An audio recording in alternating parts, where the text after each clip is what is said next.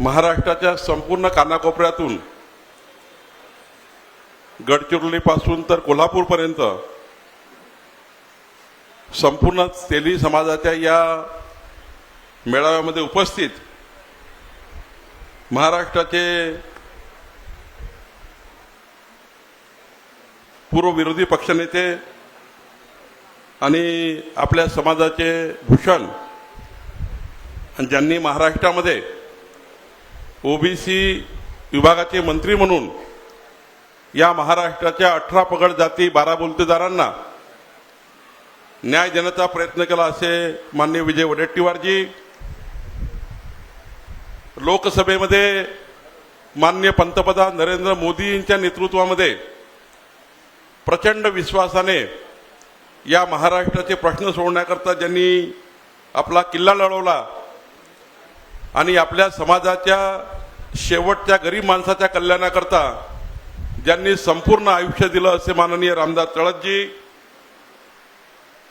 या ठिकाणी उपस्थित आमचे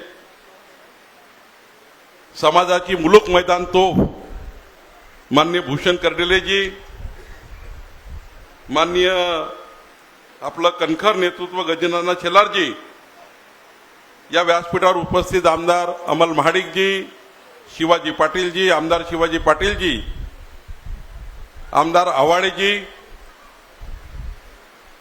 मी या ठिकाणी मनापासून आभार मानतो की आज महाराष्ट्रातल्या संपूर्ण तेली समाजाला या पावन नगरीमध्ये येण्याकरता ज्यांनी ऐतिहासिक मेळाव्याचं आयोजन केलं असे माननीय आपल्या समाजाचे नेते संजय विभूतीजी, माननीय बबनराव मोरगडेजी, सुनील चौधरीजी, जयेश बागडेजी, अशोक काका व्यवहारेजी, बबनराव चौधरीजी, श्रीमती पूनम संकपालजी, निलेश संकपाळजी, निलेश सोनवणे, जगदीशजी वैद्य, नाना सूर्यवंशीजी, पोपटराव गवडीजी, शशिकांत व्यवहारेजी, सतीश वैरागीजी, विलास त्र्यंबकरजी, विशाल डोंगरे, विद्याताई करपे, रोहिणीताई महाडिक, कचरू वेळणकर, या ठिकाणी उपस्थित सर्वच पदाधिकारी, अनेक मान्यवर समोर बसलेले आहेत ज्यांची नाव मी घेऊ शकलो नाही, मागेही अनेक मान्यवर बसलेले आहेत त्यांची नाव घेऊ शकलो नाही, त्याबद्दल क्षमा करावी. आपले या ठिकाणी माननीय पत्रकार बंधू उपस्थित आहे, खरं तर त्यांचे मी आभार मानतो. मला या गोष्टीचा अभिमान आहे की कोल्हापूरच्या या ऐतिहासिक व छत्रपती शाहू महाराजांच्या पदस्पर्शाने पावन झालेल्या या कोल्हापूर जिल्ह्यामध्ये हा मेळावा होतो आहे आणि या ठिकाणी छत्रपती शाहू महाराजांनी दिलेल्या आदर्शाला आपण पुढे नेतोय. संत जगनाडे महाराज आणि या ठिकाणी आपल्या सर्व भूमिका त्यांनी या ठिकाणी आपल्या समाजाला दिल्या आहेत. निश्चितपणे संत जगनाडे महाराज यांच्या भूमिकेतनं आपल्याला या ठिकाणी पुढे जायचं आहे. खरं तर यापूर्वी संभाजीनगरच्या छोट्या या ठिकाणी मेळावा झाला होता, त्या मेळाव्यामध्ये मी येऊ शकलो नाही, त्याबद्दल भूषणजी आपली क्षमा मागतो. पण खरं तर मला आधी या महाराष्ट्र प्रांतिक महासभेचं अभिनंदन करायचं आहे की महाराष्ट्र प्रांतिक महासभेने या ठिकाणी मागच्या 40 वर्षामध्ये आपल्या समाजाचं सुखदुःख खंबीरपणे या ठिकाणी झेलण्याचं काम केलं.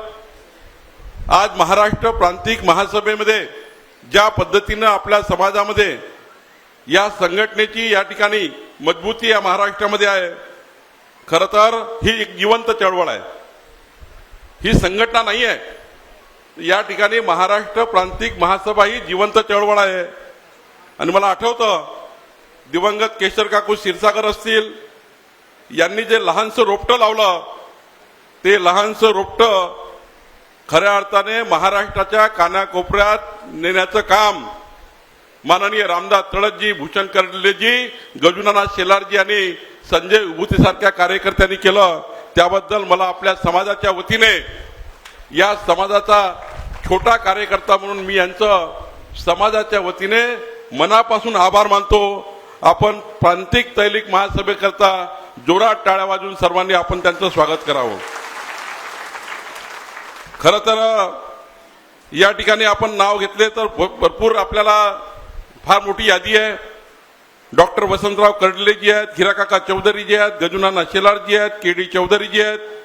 या सर्व ज्येष्ठांनी आपल्या संघटनेला वटवृक्षापर्यंत पोहोचवला आहे. आज मला या गोष्टीचा अभिमान आहे की ज्या पद्धतीने आज आपला महाराष्ट्र प्रांतिक महासभा ही ज्या पद्धतीने संघटन मजबूत करताय, आपल्या सर्वांना माहिती आहे, सर्वांना ज्ञात आहे की महामानव बाबासाहेब आंबेडकरजींनी या देशाला भूमिका दिली. ती कुणा एकटा समाजाकरता नव्हती, कुणा व्यक्तीकरता नव्हती. महामानव डॉक्टर बाबासाहेब आंबेडकरजी असं म्हणाले, ज्या संघटनेमध्ये संघटित समाज निर्माण करण्याची क्षमता आहे, जो समाज संघटित होतो आणि संघटित समाज जेव्हा एखाद्या विषयाला घेऊन पुढे जातो, तो संघटित समाज निर्णय केल्याशिवाय राहत नाही. आणि संघटित समाज झाल्यानंतर जी मागणी समाज करतो, सरकार कुणाची राहो, ते सरकार ती मागणी पूर्ण केल्याशिवाय राहत नाही. आणि म्हणून प्रांतिक तैलिक महासभेचं मी आभार का मानतोय की या महाराष्ट्रामध्ये महाराष्ट्र प्रांतिक महासभेने एखादा आवाज जर दिला, रामदास तळसजी, भूषण कर्डेजी, गजुमामा शेलारजी, विजय वडेट्टीवारजी, कुणी जर एक आवाज दिला तर महाराष्ट्राची संपूर्ण तेली समाज हा रस्त्यावर येतो. ही जर खरी ताकद महामानव डॉक्टर बाबासाहेब आंबेडकरच्या प्रेरणेने आणि संताजी महाराजांच्या या ठिकाणी आशीर्वादाने आपल्याला मिळाली आहे, ही खऱ्या अर्थाने मोठी प्रेरणा आहे. आणि म्हणून या ठिकाणी खऱ्या अर्थाने आपल्या समाजाला न्याय मिळतोय. ही गोष्ट खरी आहे की आपल्या समाजामध्ये कष्ट आहे, प्रामाणिकता आहे, उद्योजकता आहे, सामाजिक बांधिलकी आहे, सर्व समावेशक बंधुत्व आहे.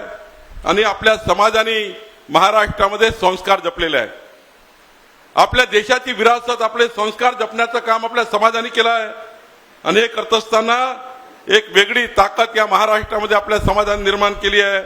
आणि ही खरी ताकद आता संघटनेमध्ये आणि आपल्या संस्कारामध्ये एकजूट होत आहे. या गोष्टीचाही मला अभिमान आहे. आपला समाज आज या ठिकाणी प्रचंड मजबूतीने ओबीसी समाज म्हणून प्रचंड ताकदीने काम करतोय. या महाराष्ट्रातल्या 353 जातीचा ओबीसी समाज, 18 पगड जातीचा ओबीसी समाज आणि या समाजामध्ये अत्यंत महत्वाचा असलेला तेली समाज हा या महाराष्ट्राला नवीन दिशा देण्याकरता काम करत आहे. या गोष्टीचाही मला अभिमान आहे. आणि म्हणून या ठिकाणी संत जगनाळे महाराजांची जी भक्ती आहे, जी क्षमता आहे, जी या ठिकाणी प्रामाणिकपणा आहे आणि जो समाज जागृतीचा मार्ग संत जगनाळे महाराजांनी आपल्याला दिला आहे, तो मार्ग आपल्याला पुढे न्यायचा आहे. या मार्गातून आपल्याला पुढे जायचं आहे. आणि म्हणून या ठिकाणी खऱ्या अर्थाने लिंगायत समाज, आपला समाज बसवेश्वर महाराजाचा, संत बसवेश्वर महाराजाचा या ठिकाणी अंगीकार करून, त्यांच्या प्रेरणेचा अंगीकार करून आपल्याला या ठिकाणी पुढे नेण्याचं काम आपण होते आहे. मी या ठिकाणी एवढंच सांगेल, आज संताजी महाराजाचा विचार या मेळाव्याच्या माध्यमातून घराघरामध्ये नेण्याचा दिवस आलेला आहे. या ठिकाणी संताजी महाराजाचं उदाहरण माननीय वडेट्टीवारजींनी दिलं, ही गोष्ट खरी आहे. त्या काळातही अनादी काळातही संत जगनाळे महाराज त्यांच्या उच्च शिक्षणाच्या भरोशावर त्यांनी गाथा लिहिली आणि या देशाला, जगाला दाखवून दिलं की उच्च शिक्षित समाज कुठला असू शकतो, तो तेली समाज राहू शकतो. हे संताजी जगनाळे महाराजांनी या ठिकाणी आपल्याला दिली. आणि म्हणून संत जगनाळे महाराजांची भूमिका स्वीकारायची म्हणजे काय आहे, ती माननीय पंतप्रधान नरेंद्र मोदीजींनी सांगितली आहे. जोपर्यंत आपला समाज शिक्षित होत नाही, तो आधुनिक काळामध्ये असणारा समाज, प्रत्येक घरातला मुलगा हा खऱ्या अर्थाने आपल्याला मजबूत होत नाही शिक्षणाने, तोपर्यंत समाज हा मजबूत होऊ शकत नाही. कारण महामानव डॉक्टर बाबासाहेब आंबेडकरजींनी म्हटलं आहे, शिक्षण हे वाघिणीचं दूध आहे. आणि जोपर्यंत शिक्षणाचं वाघिणीचं दूध, शिक्षण रूपी वाघिणीचं दूध आपल्या समाजाचा मुलगा मुलगी शिकत नाही, तोपर्यंत समाज हा जगातला सर्वोत्कृष्ट होऊ शकत नाही. आणि म्हणून माझी हात जोडून विनंती आहे, बाकीचा विषय होतील ते मी सांगेलही, पण आज माझा पहिली विनंती समाजाला आहे की जर इथनं काही घेऊन जायचं असेल तर संत जगनाळे महाराजांची प्रेरणा घेऊन जायचं आहे. आपल्या सर्वांना, आपल्या मुलांना, आपल्या मुलींना प्रचंड ताकदवान निर्माण करायचं आहे. आर्टिफिशियल इंटेलिजन्सच्या जगामध्ये आपला मुलगा मुलगी टिकली पाहिजे. या ठिकाणी शिक्षण घेऊनच माणसं मोठे होत नाही, तर त्या ठिकाणी मुलांना शिक्षणाकरता, शिक्षण झाल्यावर त्यांना खऱ्या अर्थाने उद्योजक तयार करण्याकरता, व्यावसायिक तयार करण्याकरता मोठी उंची दिली पाहिजे. आज सर्वात मोठी प्रॉपर्टी काय आहे? आपल्या घरात किती गाड्या घोड्या असेल, किती प्रॉपर्टी असेल, 100 एकर जमीन आहे, 200 एकर जमीन आहे, गाडी आहे, मर्सिडीज कार आहे, ही आपली प्रॉपर्टी नाही आहे. आपले मुलं आपली प्रॉपर्टी आहे.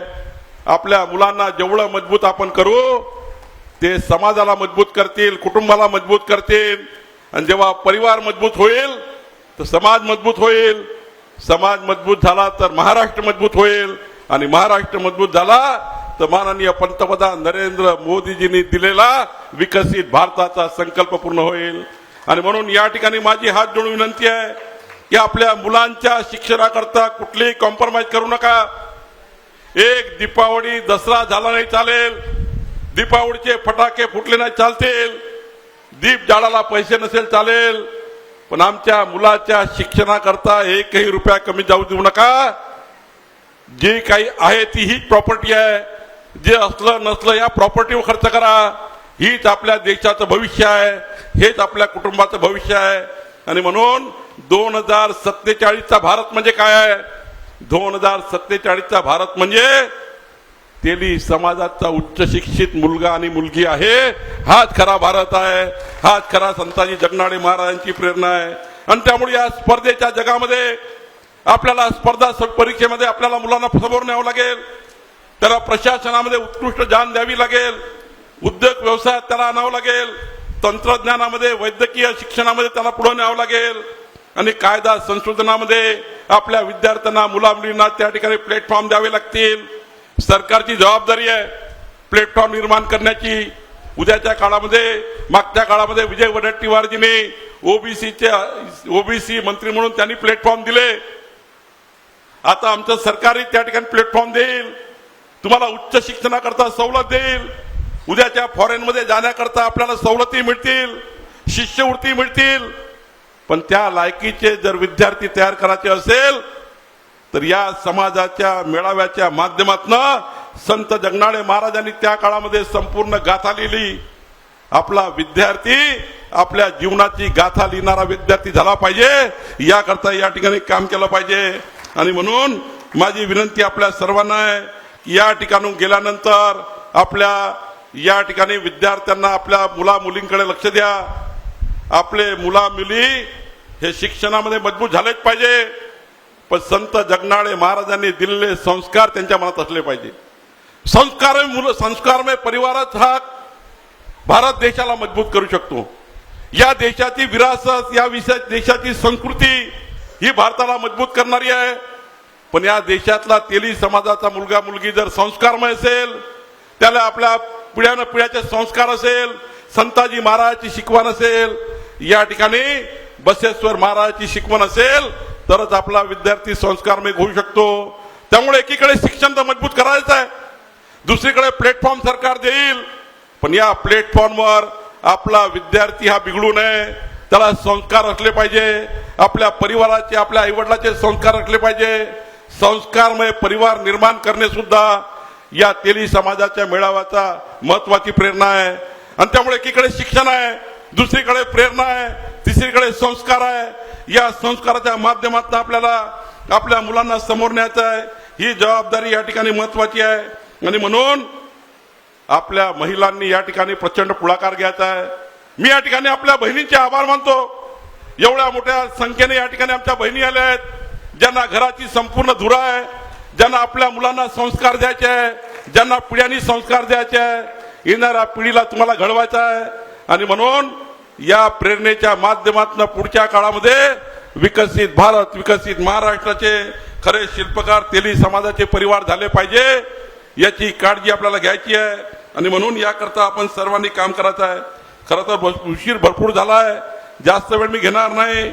पण या ठिकाणी जाती पंथाच्या भिंती कधी संत महात्म्यांनी उभ्या केल्या नाही आहे.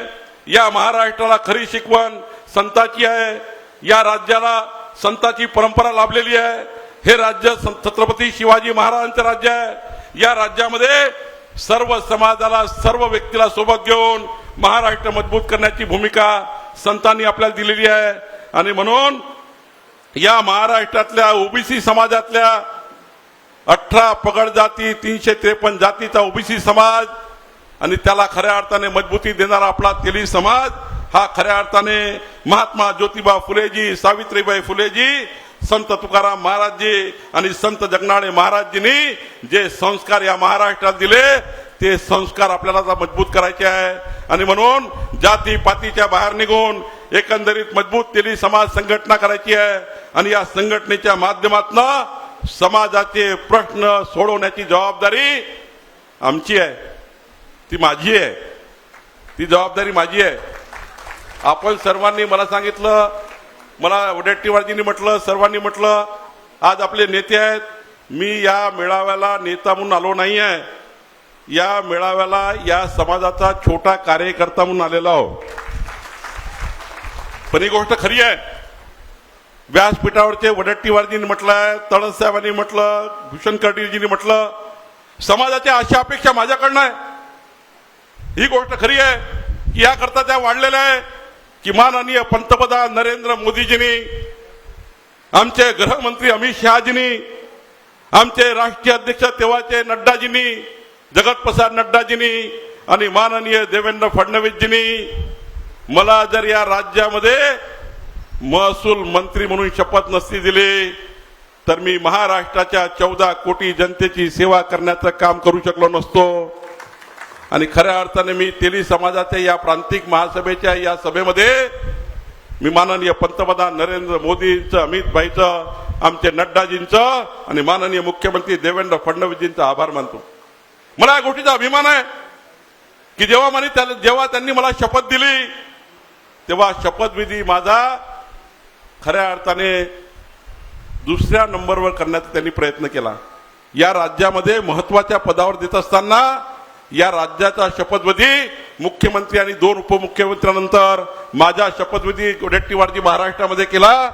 खऱ्या अर्थाने आज जर मला ही जबाबदारी देवेंद्र फडणवीसजींनी दिली नसती तर या राज्याचा कधी मी महसूल मंत्री झालो नसतो. आणि महसूल मंत्री झालो नसतो म्हणून आज या ठिकाणी या पेनामध्ये काम करण्याची क्षमता आली नसती.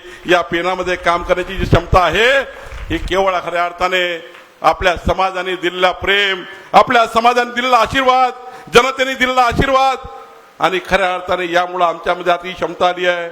आणि म्हणून वडेट्टीवारजींनी सांगितलेली गोष्ट खरी आहे. वडेट्टीवारजी, आता तुम्हाला 2047 पर्यंत वाट पाहावी लागणार आहे. पण ही गोष्ट खरी आहे की त्यांना संधी मिळणार आहे का 2029 पर्यंत बघा वडेट्टीवारजी, नाहीतर फार काळ विरोधी पक्षात राहू नका.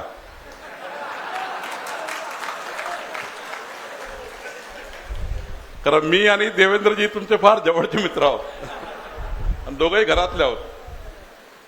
खरं तर मला अभिमान आहे. आज जसं देवेंद्रजी माझ्यावर पूर्ण विश्वास टाकतात, मला या गोष्टीचा अभिमान आहे. देवेंद्रजी कधी माझी फाईली वाचत नाही, मी काय लिहिलं हेही वाचत नाही. माझ्यावर प्रचंड मोठा विश्वास आहे. तेवढाच विश्वास राहुल गांधीचा विजय वडेट्टीवारजीवर आहे. पक्षीय राजकारणामध्ये दोघांनी आमचा विश्वास आम्ही संपादन केलाय. आणि खऱ्या अर्थाने आम्हाला माझ्यासारख्या छोट्या कार्यकर्त्याला आज रामदासजी तळससाहेब याचे साक्षी आहेत, माझ्याकरता विदर्भातले आहेत, माझ्या बाजूचे आहेत, ते साक्षी आहेत की मला जर भारतीय जनता पार्टीने 1995 मध्ये जिल्हा परिषदेमध्ये संधी दिली नसती तर 95 पासून सलग 2026 पर्यंत 2दा जिल्हा परिषदेमध्ये, 5दा आमदार, 2दा मंत्री म्हणून आणि तुमची सेवा करण्याची संधी कोणी मिळाली तर माझ्या पक्षामुळे मिळाली, माझ्या नेत्यामुळे मिळाली, तेली समाजाच्या आशीर्वादामुळे मिळाली, खऱ्या अर्थाने जनतेच्या आशीर्वादामुळे मिळाली आहे. आणि म्हणून वडेट्टीवारजी ही गोष्ट खरी आहे की आज आपण विरोधी पक्षामध्ये प्रचंड अनुभवी एकमेव नेते आज ज्या सभागृहामध्ये आज प्रचंड ताकद, आज सभागृहाची संपूर्ण ताकद काय आहे विरोधी पक्षाची, ते एकमेव नेत्याच्या समोर रात्री आहेत, ते म्हणजे विजय वडेट्टीवार जे आहेत. हे आपल्याकरता महत्वाचं आहे. विधिमंडळामध्ये आज जेव्हा वडेट्टीवारजी एखादा विषय मांडतात, बाकीचं मला माहित नाही कोण मांडलं काय होतं, पण विजय वडेट्टीवारजी जेव्हा मांडतात तेव्हा माननीय मुख्यमंत्री असेल, आमचं मंत्रिमंडळ असेल, मी स्वतः असेल, जोपर्यंत वडेट्टीवारचं भाषण संपत नाही तोपर्यंत आम्ही सभागृह सोडत नाही. पूर्ण भाषणामध्ये, एकंदरीत संपूर्ण भाषणामध्ये आज एक प्रचंड मोठा त्या ठिकाणी कणखर आवाज निर्माण करण्याचं काम वडेट्टीवारजी आपण केलं आहे. या महाराष्ट्राचा विरोधी पक्षाचा आवाज वडेट्टीवारजी आहे.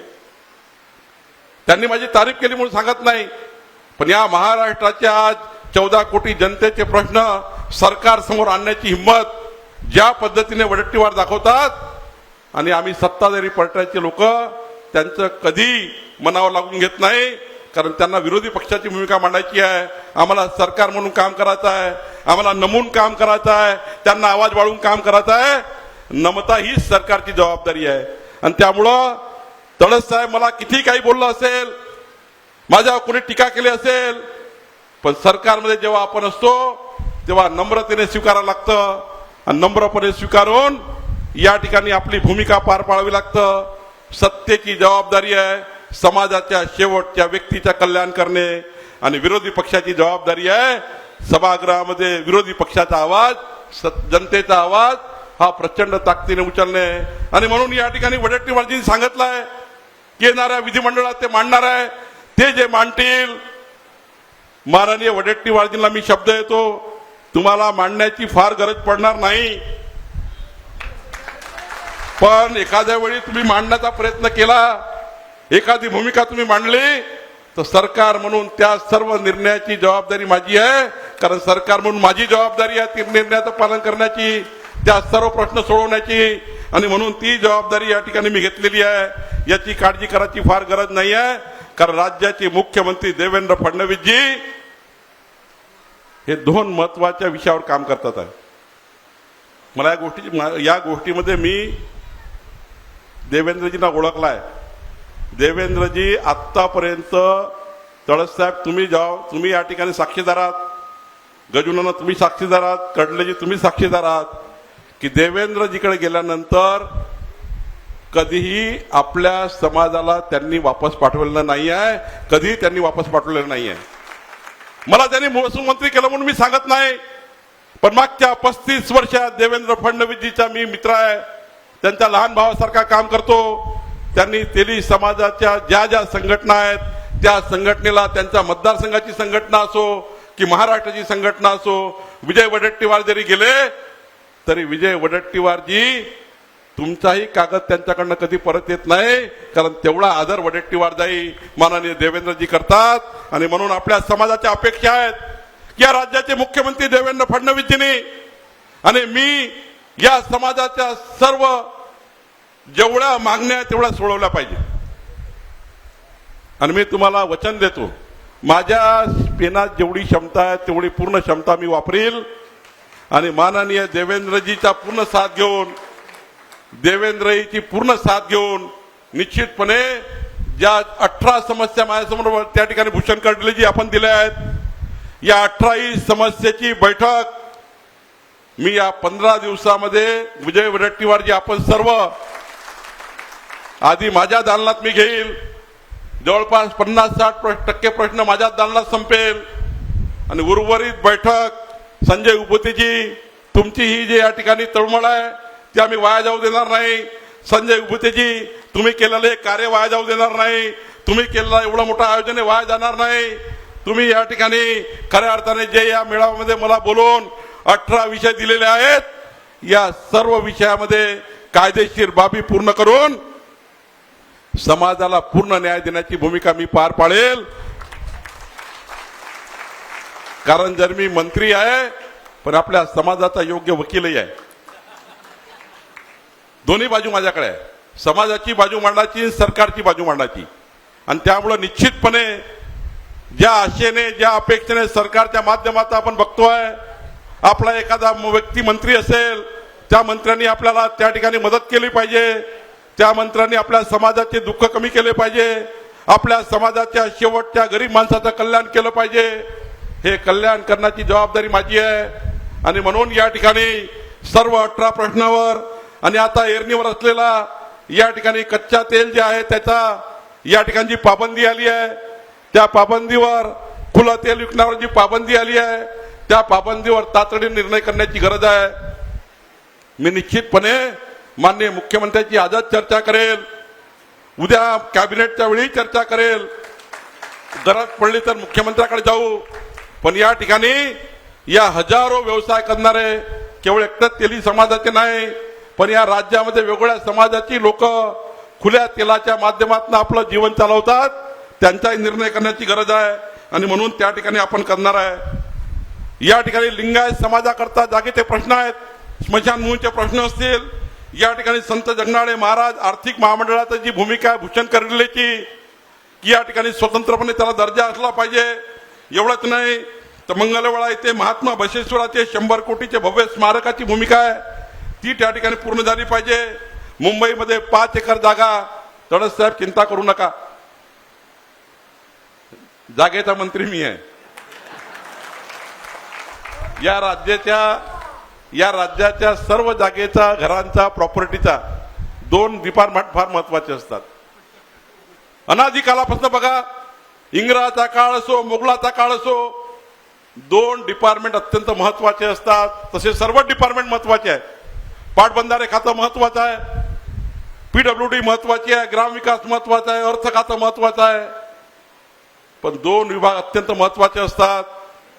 एक विभाग असतो झोपून उठल्यापासून झोपतपर्यंत जनतेच्या जीवाचं रक्षण करण्याची जबाबदारी सरकारची आहे. संविधानाने जेव्हा सरकार बनतं, ते केंद्रातलं सरकार असो, राज्यातलं सरकार असो, पहिली जबाबदारी सरकारची आहे जनतेच्या जीवाचं रक्षण करणे.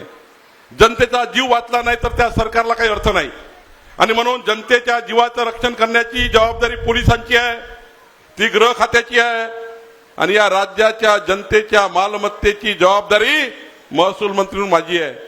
या राज्याच्या जनतेची मालमत्ता, घरं असतील, प्रॉपर्टी असतील, मालमत्ता असेल, तुमची जमीन असेल, तुमची जायदाद असेल. आज मला बघा, तुमच्या कोल्हापूरमध्ये या ठिकाणी उभतेची, मी या ठिकाणी मला महसूल मंत्री बनण्याचा या ठिकाणी काय मला अवभाग्य लाभलाय. आई महालक्ष्मीने बघा माझ्याकडनं एक मोठं काम कोल्हापूरचं करून घेतलं. असे भरपूर काम झाले आहेत. 112 निर्णय मी केले आहेत 1.5 वर्षाच्या काळामध्ये. 112 निर्णयाची तुम्हाला या ठिकाणी प्रत पाठवणार आहे. पण या कोल्हापूरच्या नगरीमध्ये मला या ठिकाणी अभिमानाने सांगायचं आहे, मागच्या 50 वर्षापासून या कोल्हापूरच्या चंदगडमध्ये